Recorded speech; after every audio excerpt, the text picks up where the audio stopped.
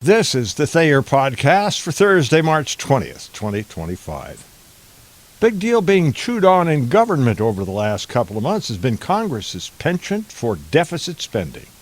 The national debt, or perhaps maybe how far in the hole we are when it comes to income versus expenditures, takes center stage during budget discussions. The debt is poo-pooed by some as just a number, but it's also used as a warning from others couched as runaway inflation.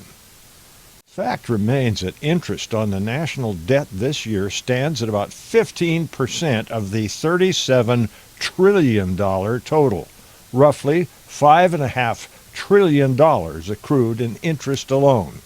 That's just over $17,000 for every man, woman, and child living in the United States today. Pay just the interest on the national debt, the average family of four owes some $69,000 right now. You know where the money's coming from to cover the interest on the national debt? The money markets. U.S. Treasury issues securities like bonds, bills, and notes to investors. The interest payments are paid to individuals, businesses, pension and mutual funds, state and local governments, and foreign entities. As of last January, we paid $392 billion in interest on the debt, which is roughly 16% of total fiscal year 2024-25 federal spending. One reason the federal budget keeps increasing every year is because of what I like to call year-end bloat. In July, every department of every division of government puts a request out to its employees seeking suggestions for its wish list. Is there some office equipment they'd like to add to their inventory?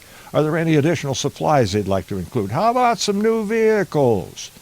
Generally speaking, the object is to spend every penny of the current budget so their request for a budget increase can be justified. In other words, you've heard this before, you don't use it, you lose it. That request happened every year I worked in government. In order to justify the request for a 10% increase in the next fiscal year's budget. Generally speaking, year-over-year actual increases turned out to be about 5%. What I also noticed was that during the first 3 quarters of the year, with 1 quarter left to go, only 66%, or 2/3, of the budget had been spent when 75% were allocated. Had the department stayed on course at that rate, it would have come in under budget by some 12%.